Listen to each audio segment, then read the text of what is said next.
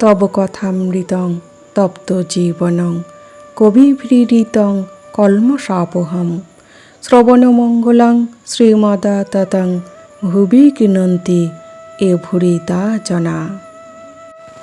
শ্রী শ্রী রামকৃষ্ণ কথামৃত পঞ্চম খণ্ড তৃতীয় পরিচ্ছেদ।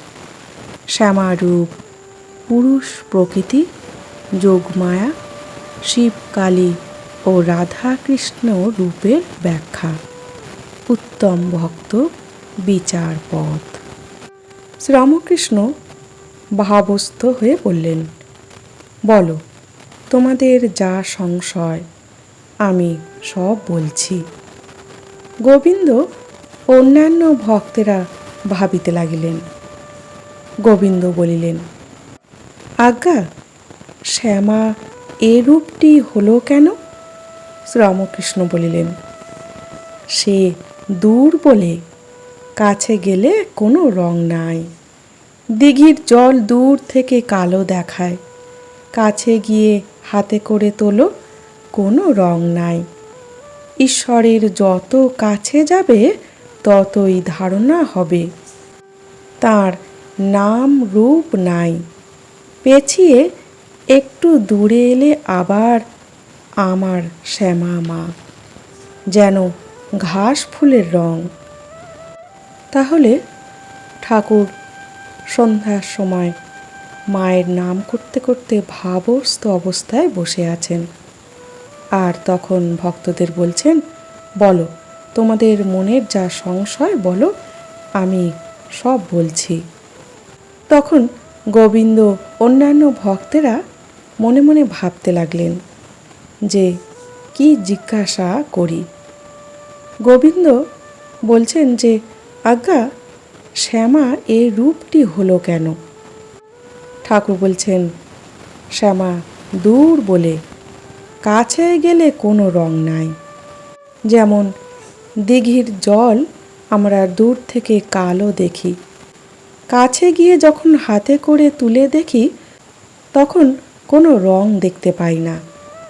তেমনি ঈশ্বরকে সাধন পূজনের দ্বারা, জ্ঞানের দ্বারা যত তাকে জানা যাবে, তার স্বরূপকে জানা যাবে, ততই আমরা সত্যকে ধারণা করতে পারব।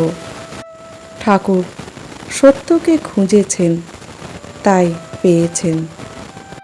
সাধক যখন অনুভবে প্রবেশ করেন তখন তিনি সর্বঘটে তাঁকে দর্শন করেন।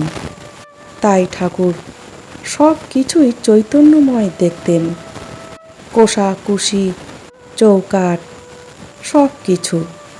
তাঁর কাছে গেলে জানতে পারব যিনি কালী তিনি ব্রহ্ম, কালী কিছু আলাদা নয়। ঠাকুর তাই বলছেন, ঈশ্বরের যত কাছে যাওয়া যাবে ততই ধারণা হবে, তার নাম রূপ নাই।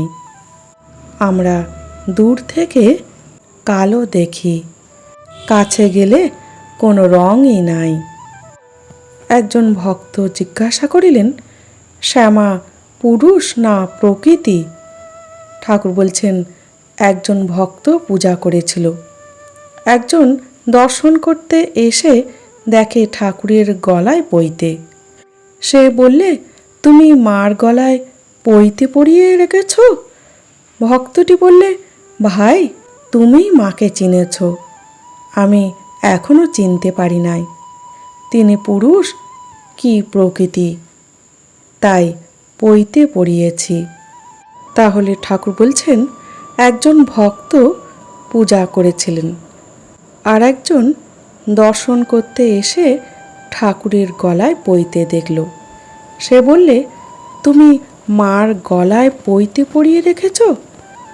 তখন ভক্তটি বলছেন যে, ভাই তুমি মাকে চিনেছ। অর্থাৎ ভক্ত নিজে সব কিছু জ্ঞান হয়েও ভাবছেন যে এখনো কিছু জানা হয়নি। তাই ভক্ত বলছেন, তুমি মাকে চিনেছ, আমি এখনো চিনতে পারি নাই তিনি পুরুষ না প্রকৃতি, তাই পৈতে পরিয়েছি।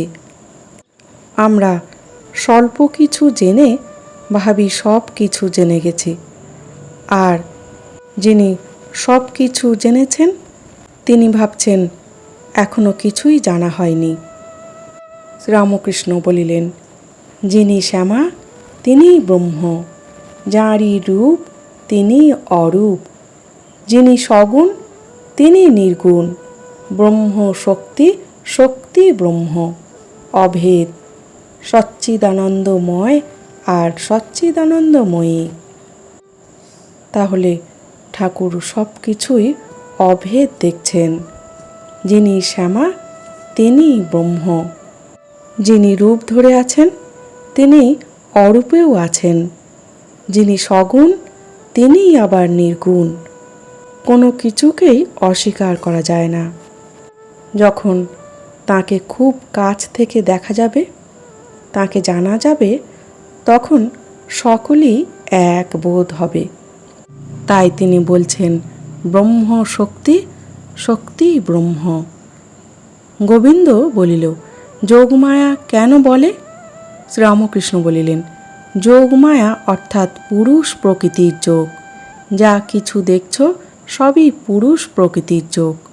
শিব কালীর মূর্তি, শিবের উপর কালী দাঁড়িয়ে আছেন, শিব সব হয়ে পড়ে আছেন, কালী শিবের দিকে চেয়ে আছেন।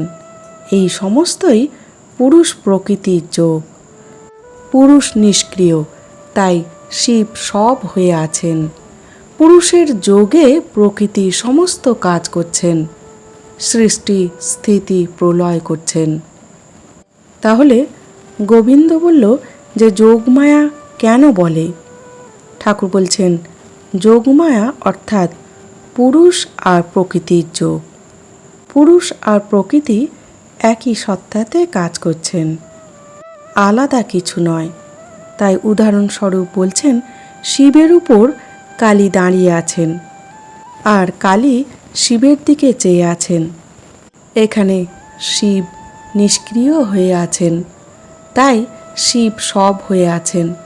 কিন্তু পুরুষের যোগে অর্থাৎ শিবের যোগেই কালী সমস্ত কাজ করছেন, সৃষ্টি স্থিতি প্রলয় করছেন। তাই ঠাকুর বলছেন, যিনি শ্যামা তিনিই ব্রহ্ম, যিনি পুরুষ তিনিই প্রকৃতি। শ্রীরামকৃষ্ণ বলিলেন, রাধাকৃষ্ণের যুগল মূর্তিও মানে ওই যোগের জন্য বঙ্কিম ভাব। সেই যোগ দেখাবার জন্যই শ্রীকৃষ্ণের নাকে মুক্তা, শ্রীমতীর নাকে নীল পাথর। শ্রীমতীর গৌর বরণ মুক্তার ন্যায় উজ্জ্বল, শ্রীকৃষ্ণের শ্যামবর্ণ, তাই শ্রীমতীর নীল পাথর। আবার শ্রীকৃষ্ণ পীত বসন ও শ্রীমতী নীল বসন পড়েছেন। তাহলে ঠাকুর বলছেন, রাধাকৃষ্ণের যুগল মূর্তির মধ্যেও সেই পুরুষ প্রকৃতির যোগ বোঝা যায়। ওই যোগের জন্য রাধাকৃষ্ণের বঙ্কিম ভাব। তাই ঠাকুর বলছেন, শ্রীকৃষ্ণের নাকে মুক্তা আর শ্রীমতীর নাকে নীল পাথর। যেখানে আমাদের সাধারণ নারীদের নাকে মুক্তা পরা হয়, আর সেখানে শ্রীকৃষ্ণের নাকে মুক্তা আর শ্রীমতীর নাকে নীল পাথর বলছেন। শ্রীমতীর গৌরবরণ মুক্তার ন্যায় উজ্জ্বল, আর শ্রীকৃষ্ণের শ্যামবর্ণ।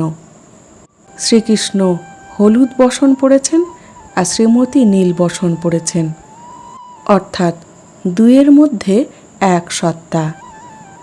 তাই আমরা যদি না বুঝতে পারি, না জানতে পারি, না চিনতে পারি, তাহলে সেটি আমাদের খামতি, আমাদের অপূর্ণতা।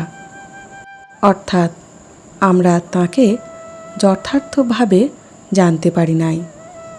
আজ এই পর্যন্ত। জয় ঠাকুর, জয় মা।